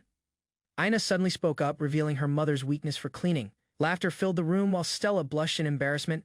Touched by their warmth, Shiro assured them he'd always help if needed. Ina expressed her thanks with sincerity. Laughter echoed after Ina pointed out that Shiro also lacked cleaning skills. Both adults smiled awkwardly, sharing the blame. Anana's cheerful farewell brightened the moment. Her wide smile and confident voice made it clear she enjoyed the day. Watching her leave, Shiro responded with gratitude and a gentle reminder for Stella to take care. From behind, two voices echoed their agreement. The Adventurers Guild, now renamed Fairy's Blessing, stood tall in Ninarich, no longer silent or forgotten. Lively voices now filled the once quiet space as adventurers returned from their missions, sharing updates and discoveries from all directions. Within just 2 months, the guild evolved into the busiest branch in the entire Guillerme kingdom. Emilie, noticing him immediately, paused from her work and called out with surprise, recognizing her guest with growing excitement and curiosity as he stepped closer to the counter. With a teasing tone, she guessed his reasons for visiting, while Shiro awkwardly denied them, insisting he simply came for dinner. Karen fantasized about a future wrapped in luxury, grand castles, elegant carriages, and dragons scattering gold. Meanwhile, a rival appeared, boasting devotion and promising Shiro anything he desired without restraint or hesitation. Ignoring his protests, she leaned in with forced charm, claiming fate had brought them together for drinks. Shiro rejected the invitation, reminding her of his late grandmother's will and his own boundaries. Then Karen, now caught in the emotional chaos, misunderstood his resistance as hidden passion. Clutching his hands tightly, Karen lunged at Shiro with overwhelming energy, getting too close while yelling about a non-existent octopus. In a flash, Kilfa intervened with a powerful flying kick, launching Karen away with precise force. The guild bar filled with laughter and raised mugs as the group gathered to unwind from the madness. Cheers echoed warmly through the hall, easing the tension of earlier events. Around the table, friends discussed Karen's behavior. Some joked, others criticized, but all agreed Shiro had narrowly avoided disaster. Unexpectedly, she joined the feast as if nothing had happened. The group exploded with shock, while Shiro shouted in disbelief. A verbal clash escalated in the guild as a hot-headed warrior provoked the masked magician. Calmly, the mage accepted, calling it his duty to teach fools a lesson. Shiro tried to intervene, but the crowd was already placing bets and cheering. Fists flew. Despite their elite backgrounds, none had found success in the ruins. 2 months had passed with no progress, and irritation brewed just beneath the surface. As blows continued, Shiro finally understood the deeper issue. The adventurer's anger wasn't personal. It came from disappointment and boredom. With no entertainment and being stuck in the boonies, everyone was restless.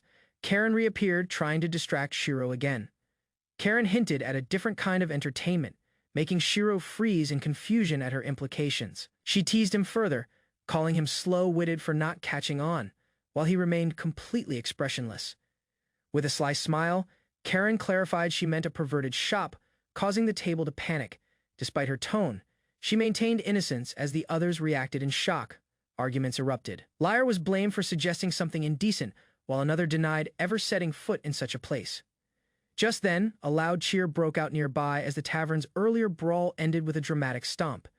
Shiro sighed, calling the fighters a stupid couple as peace returned to the table. The guildmaster, she arrived with commanding presence, her voice booming through the hall, demanding an end to the chaos. Instantly, everyone froze. Adventurers scrambled to deny involvement, their expressions panicked, under Emil's unimpressed stare. Soon after, she approached the table gracefully and apologized to Shiro for showing an unseemly side of herself. With a calm yet stern tone, Emil turned serious. She questioned Shiro's group about their inaction, rejecting any excuse they gave. Karen was dragged away protesting, claiming to be Shiro's future wife. Naiki and the others remained at the table, ignoring the drama as they prepared to discuss something more important with Shiro. While exploring ruins, the group stumbled upon something unexpected, a rare flower buried deep in the forest. After hearing their story, Shiro agreed to join their journey under one condition: his safety from monsters had to be guaranteed. The group welcomed his decision with surprise and relief. Confidence filled the room as the armored man reassured everyone of their improved strength. With renewed motivation, they raised their mugs high and toasted to the journey ahead. A gentle breeze carried petals across the sky as a single flower swayed under the sun. Shiro stood in silence, captivated by its presence. Though delicate, it radiated a quiet strength. He knelt to observe them closer. Apsara, the name suited their elegance. These rare flowers bloomed only beside clear, untouched waters, untouched by the world's filth. The group rested among the flowers lying on the soft ground. Shiro thought of Ina. Laughter broke the stillness as a companion approached. Rest was over. Jokes flew as Shiro sat up, slightly embarrassed by the brief nap.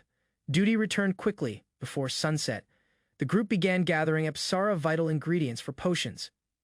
While returning from their gathering, Lyre noticed something wrong. The Apsara flowers had started to wilt, their once vibrant petals drooping before anyone could react. Attempts to preserve the flowers failed. Neither water nor magic could halt their decay. Shiro recalled his spatial storage ability. Items kept inside neither aged nor decayed. It was the perfect solution for transporting delicate ingredients. After storing the flowers safely, the group relaxed. Kilfa remained asleep the whole time. A swarm of fly-shell bugs emerged from the sky. Their wings buzzed ominously, signaling that peace wouldn't last long. 17 fly-shell bugs crawled nearby, massive and unsettling. Shiro froze as instructed, eyes wide with concern. Closer inspection revealed the bugs were already wounded. Blood clotted near deep-cut signs of previous battles. Their injuries didn't stop them. The swarm noticed the group. Orders flew fast. Protect Shiro, cast spells, hold ground. Nesca unleashed a blazing fire arrow. The impact struck hard, flames lighting up the field in defense. Yet one bug shrugged it off. Armor intact, it charged forward. Kilfa intercepted without hesitation. Weapon drawn, Kilfa shouted, signaling the perfect moment. Nesca responded without delay, channeling magic into a focused firebolt. Flames struck hard, sending one bug spiraling. It became clear these enemies were vulnerable to fire. No hesitation followed. Shiro quickly pulled out a gas canister. Despite warnings, he had a plan, something far more dangerous. With a spark, the can turned into a makeshift flamethrower. Fire surged out, catching several bugs mid. Rolf charged next, using the opening. His strike landed directly, crushing a bug before it could recover. The battle turned in their favor. Blades swung and spells flared, striking down the remaining bugs with precision. Voices overlapped mid-combat. Requests, affirmations, and cries filled the air as teammates worked in tight coordination. Numbers thinned rapidly. Only 6 bugs remained. Shiro watched in awe, realizing how much stronger everyone had become. Without warning, the swarm changed direction. Nesca stood alone as multiple enemies closed in from all sides. Flame canister raised, Shiro hesitated. The enemies were too close. Using fire now might harm Nesca. A warning cry echoed as Nesca was nearly struck. Shiro moved without thinking, pushing her away. In time, one of the bugs swooped down. Shiro froze, but the enemy didn't hesitate. Its claws closed around him. Lyre shouted toward the river. With no time to think, Shiro twisted free and leapt into the current. Water swallowed him instantly. Struggling against the flow, he surfaced briefly. Nesca began casting magic from the shore. Light shimmered across the river. Lyre ran beside it, promising through clenched teeth that they would find him. Darkness surrounded him. A faint voice reached out, asking if he could still breathe or move. Gradually, the blurred shape of someone appeared. He coughed violently as water spilled from his lungs. Strength returned slowly, confused and soaked. He struggled to focus on the figure now clearly watching him. Wings shimmered in the light. A girl with sharp eyes stood tall, casually revealing she was a fairy. Shiro encounters a fairy-like girl in the forest for the first time. Her sudden appearance leaves him speechless and staring. A nearby merchant leaps in, shouting about how he saved Shiro from drowning. Without his help, Shiro would have become food for river monsters. Shiro manages a grateful thank you. Curious about the situation, the girl asks what led Shiro to drift down the river. Shiro explains he jumped in to escape a pursuing monster. When asked where he came from, Shiro answers that he's from a town west of the forest. The name of the town surprises her. Realizing it's a Hume settlement, she insists he take her with him. She describes a male Hume she once met, taller than Shiro, cheerful, with sky-colored eyes and hair. Curious, he asks if she knows the man personally. She explains that although they are both Humes, that doesn't mean she knows him well. She admits she never learned his name. Since he was the only Hume she knew at the time, she simply called him Hume. Shiro learns the man hunted monsters and met her in the forest.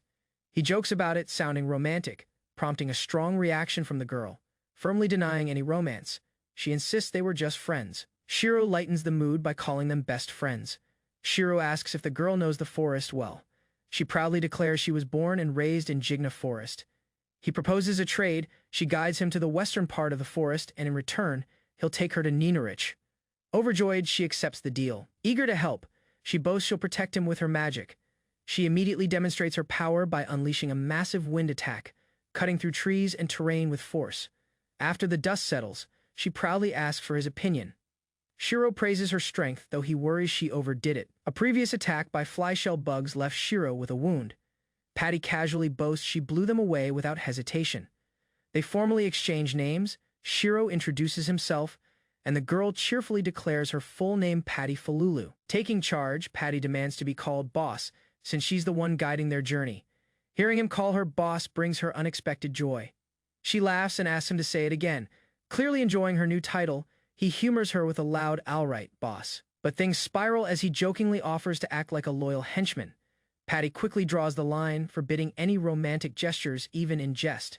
Attempts at playful role-playing continue, but Patty grows frustrated by Shiro's exaggerated servant act and gangster impression. As they sit beside the fire, Patty asks if Shiro wants to return to his friends. He admits they're probably searching for him even now. Patty watches silently before making a decision. With newfound resolve, she declares her intent to help him reunite with them. Trying to act like a proper boss, she offers food to Shiro, claiming it's a gift from a superior. While rummaging for something, she hints it will be special. A massive magical circle appears before her. She activates the spatial storage skill, stunning Shiro. From within a glowing magical circle, the girl effortlessly pulled out an apple and took a bite. She explained calmly that spatial storage wasn't uncommon among fairies. Her ability was simply part of who she was, not something extraordinary. As the sun dipped lower, she offered him a gourd of warm mead. Shiro hesitated but accepted, soon overwhelmed by its rich flavor and comforting warmth. While he enjoyed the drink, the girl declared she'd take the night watch. Shiro chuckled at her assertiveness but agreed, grateful for her presence. Beneath the twin moons, their quiet exchange left a lingering peace. Shiro looked toward the sky, heart slightly lighter. Patty explained the surrounding area of Jigina Forest, naming goblins, orcs, and even ogres among its inhabitants. Panting from exhaustion, Shiro asked for a break. Patty reluctantly agreed, fluttering beside him, still energetic. While Shiro rested, Patty excitedly examined a strange flower, misidentifying it. She cheerfully shared odd trivia no adventurer would know. They sat beneath ancient trees, ruins hidden among tangled roots. Shiro pondered the possibility that Jigina was once a magical kingdom, long before the forest claimed it. Suddenly, a shout broke the calm. The elf girl spotted danger approaching. Patty shouted commands, and Shiro's instincts kicked in. It was time to hide. Voices echoed through the trees as Shiro's companions called out, their worry carried by the wind.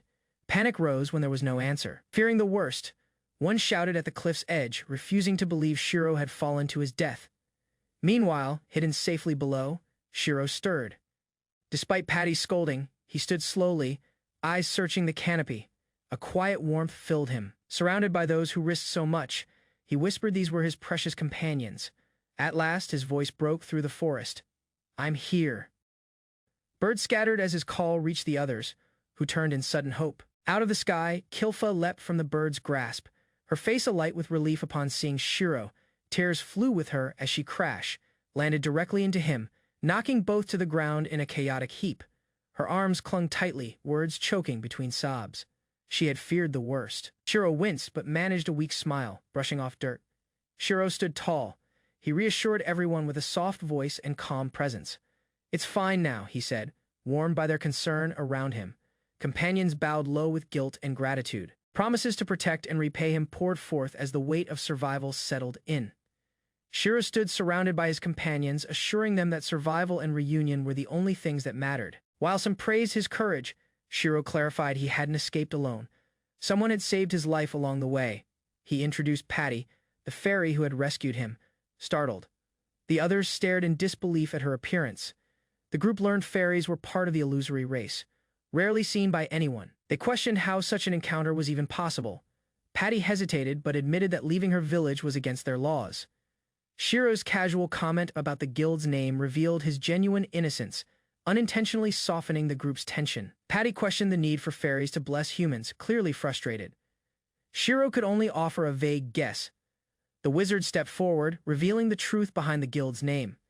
Fairy's Blessing referred to a legendary mead brewed exclusively by fairies. Shiro casually confirmed he had drunk it, unaware of its rarity. The wizard froze in shock, realizing what it meant. Everyone froze when Shiro admitted he had drunk the fairy's mead. The others stared, stunned by his boldness. Information from the guild's records confirmed the mead's rarity last seen at an auction 2 centuries ago. Still processing the revelation, the group acknowledged that Shiro's life had been saved by a fairy. As a token of gratitude, the team offered assistance in return. Shiro requested help for Patty, who was searching for someone with blue hair and eyes. Now, with a shared purpose, the group prepared to head back. With the matter resolved, they began their return journey to Ninurich, determined to fulfill Patty's request. From the hillside, the group spotted a distant settlement. Patty pointed excitedly, identifying it as a Hume village. Confused by the size, she called it a city. The others explained their naming system based on population. Upon arriving, a small figure caught their attention. A young girl stood still, staring at Shiro with wide eyes, whispering a familiar name. Recognition dawned as Aina rushed forward, wrapping her arms tightly around Shiro. He froze, surprised by her sudden appearance. Tears flowed freely as she clung to him, calling out to her older brother. Shiro gently embraced her back, struggling to find words as the sun began to set. Shiro stood face to face with Stella, who greeted him with calm relief. She explained how Aina had been unable to sleep, worried about her brother's safety. While the others said goodbye, despite exhaustion, Stella remained firm in her role. Shiro watched her walk ahead, still carrying Aina on her back without hesitation. Holding her daughter close, Stella smiled softly. She declared she wouldn't hand Aina over, reminding him that she was still Aina's mother. Outside their quiet home, Shiro bid them good night. As they turned to head inside, he called out, remembering something he forgot to say. At the doorway, Stella welcomed Shiro home with a gentle smile, Aina rubbing her eyes beside her. Shiro responded softly, confirming he was home at last. The quiet night blanketed the house as their voices faded. Inside, Patty looked around in amazement, stunned by the size of Shiro's house compared to her own. Curious, Shiro asked about fairy homes. Patty explained their elevated tree dwellings designed for safety from monsters. Before resting, Patty reminded Shiro of their mission. He assured her he hadn't forgotten, promising to help find her friend the next day. Her joyful celebration echoed into the night. Patty, bouncing with energy, explained that making mead was simple as long as she had honey. However, she quickly admitted honey was hard to come by. Her last attempt ended in chaos with a swarm of bees chasing her. Shiro pulled out a jar labeled Super Pure Honey. Patty's eyes widened in disbelief. The moment she tasted it, joy exploded on her face. Ecstatic, she declared that this honey could produce an even higher quality mead. Shiro smiled, glad he brought it. With the excitement settled, Shiro lay back on the sofa, exhausted from his travels. As moonlight filled the room, he finally rested in comfort. Aina stood beside the couch, watching Shiro mumble in his sleep before gently urging him to wake up. Blinking, he slowly opened his eyes to find her leaning over him, confused why she had come, stretching out. He realized she was delivering lunch from her mother. She smiled, then asked about the unfamiliar girl nearby. Without delay, Shiro introduced Patty, the energetic fairy who had been helping him lately. Aina's eyes lit up in surprise. Patty curiously asked who Aina was. Shiro replied that she worked part-time at his store. Before she could respond, he turned to Aina with a request of his own. When asked about a man with blue hair and eyes, Aina looked uncertain. After a pause, she admitted she didn't recognize anyone like that. Patty's disappointment showed immediately. Still, Shiro reassured her, reminding them it was a small town and asking around could lead to answers. Excited by the idea, Aina quickly volunteered to help with the search. Her enthusiasm lifted the group's spirits. Before heading out, they realized they needed to hide Patty, whose fairy appearance might attract unwanted attention. She prepared to leap looking for a solution. With determination in her eyes, Patty agreed. The plan was set and their search was about to begin. Hand in hand, they stepped into the street. Aina smiled brightly, Patty ready in her bag. The search began. Shiro wandered the market, holding up a drawing of a distinct necklace. He approached a familiar vendor, hoping for a lead. Undeterred, Shiro questioned more townspeople. A young couple studied the image, puzzled. Neither had seen the necklace before. He visited specialized shops next. A clerk examined the drawing carefully but shook his head, unable to recall anything. A more refined merchant insisted no such person had ever been to his store. Even a rugged bartender gave no answer. Shiro showed the sketch once again, but only received indifference. Holding the drawing tightly, Shiro exhaled. 27 people asked, 0 results. Not a single clue. Not even a rumor. Shiro reviewed the necklace photo again. Though the man claimed he was headed for Ninarich, doubt lingered. The design matched Boss's necklace, a rare and specific detail. Soon after, Karen appeared unexpectedly. Her arrival surprised both Shiro and his companion. Standing tall, Karen expressed concern. News of Shiro's latest journey with Azure Flash had reached her. He tried to apologize, but she gently stopped him. A soft pat on his head conveyed her relief. What mattered most was his safe return. Back in town, Shiro resumed the search. Embarrassed by Karen's closeness, he fumbled when asked about his red face. Karen stared at the photo in silence. She recognized the necklace, but couldn't place where she'd seen it before. Despite her uncertainty, she promised to tell Shiro if anything came to mind, grateful. Moments later, she excused herself, heading toward the guild. Shiro assumed it was a routine visit, but her expression hinted otherwise. Stopping abruptly, Karen turned with fiery determination. Her voice trembled with emotion as she named Azure, Flash, those responsible for endangering her dear friend. Elsewhere, Shiro braced for impact as an enemy launched a meteor attack. Thoughts rushed through his mind of Aina, Lyre, San, and the others. He prayed they'd escape safely. Shiro leaned in, persuading the fairy to approve Aina's request. With a blush and reluctant tone, the fairy agreed just for one night. Later that day, Aina returned home, nervous yet determined. She greeted her mother and asked her to keep something secret before revealing it. Her mother smiled warmly, agreeing without hesitation. But as the moment grew near, a flicker of uncertainty crossed her face.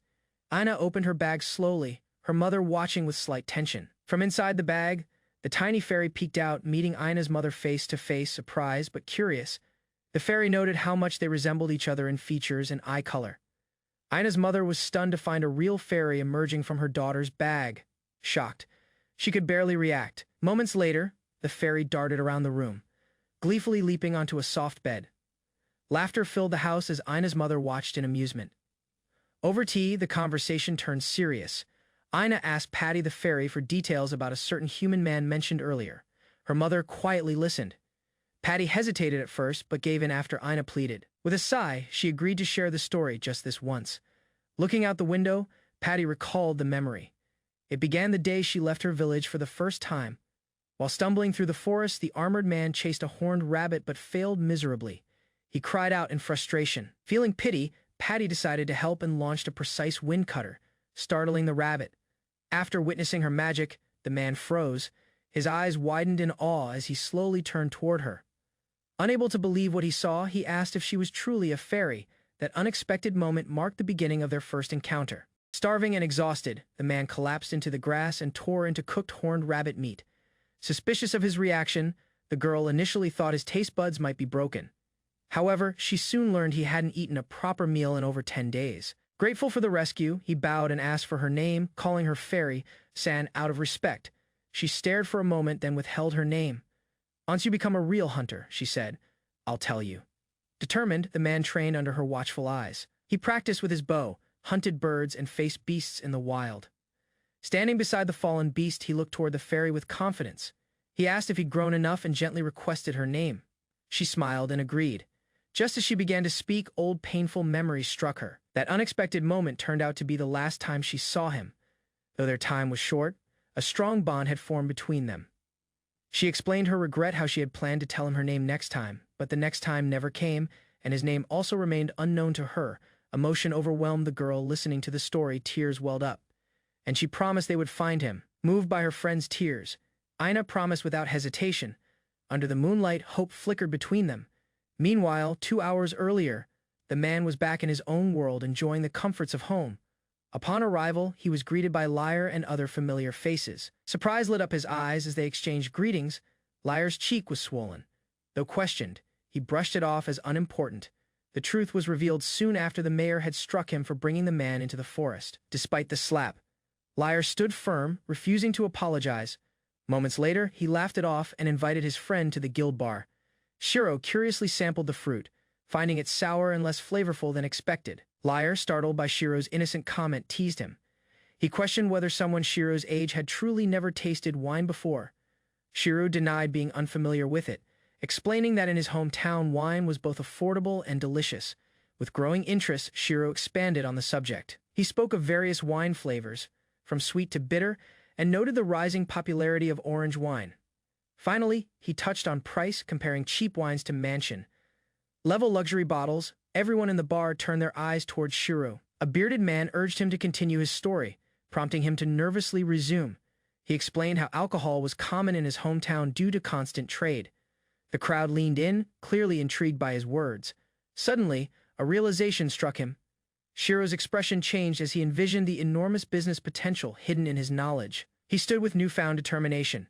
Sharing his plan aloud, Shiro believed it could benefit everyone and maybe solve several problems at once. With confidence, he invited them all to return in 3 days. If they did, he promised to serve authentic alcohol from his hometown, marking the beginning of his entrepreneurial journey. Everyone in the bar turned their eyes towards Shiro. A bearded man urged him to continue his story, prompting him to nervously resume. He explained how alcohol was common in his hometown due to constant trade. Suddenly, a realization struck him. Shiro's expression changed as he envisioned the enormous business potential hidden in his knowledge. He stood with newfound determination, sharing his plan aloud. Shiro believed it could benefit everyone and maybe solve several problems at once. With confidence, he invited them all to return in 3 days. If they did, he promised to serve authentic alcohol from his hometown, marking the beginning of his entrepreneurial journey. As night fell, Shiro adjusted his tie and stepped out with purpose. This time, he wasn't himself. He had taken on a disguise for the occasion. Inside the bar, Ina and Stella noticed his transformation. Both praised his appearance, their own uniforms showing they were part of something planned. Lyra arrived and complimented the setup. The bar counter, built specifically for the guild event, stood proudly at the center, inviting everyone inside. Ina expressed her wish to help, her energy unwavering. Shiro hesitated, unsure about letting a child work in a bar. With preparations complete, Neska and Kilfa received their reward, a bottle of their choice. Shiro turned to Ina. Ina excitedly shouted her drink choice, grape juice, just as the rowdy crowd grew impatient for the event to start. Stepping forward confidently, Shiro introduced himself as the store owner and officially opened the celebration in honor of the guild's hard work. Cheers erupted from the adventurers as Shiro presented a wide selection of alcohol from his store, along with snacks to match. Despite his nervousness over spending 3 million yen, he proudly declared everything free and encouraged everyone to enjoy without restraint. To conclude the opening, Guildmaster Ne Mirage addressed the crowd, reminding them to drink responsibly and not neglect duties tomorrow. The crowd surged forward for the first toast, nearly knocking Shiro over as excitement took over the room. Ne Mirage restored order with a commanding tone. As the guests lined up, Shiro introduced a drink called Beer Lyre. Curious but uncertain, asked for a recommendation. Ina explained that squeezing lime juice into the beer made it better. After one sip, Lyre's eyes widened.